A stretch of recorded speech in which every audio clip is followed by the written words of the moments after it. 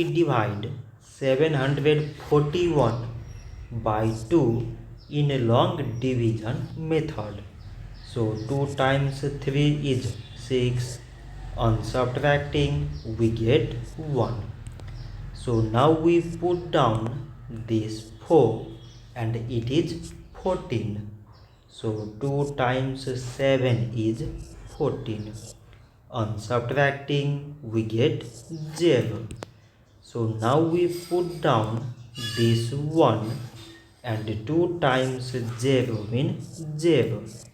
On subtracting, it is 1. So now this 1 is less than 2 and there is no other number to put it down. So we take here decimal so that we put 0.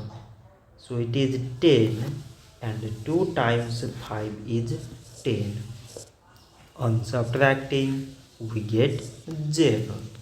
So 741 divided by 2 is 370 decimal 5.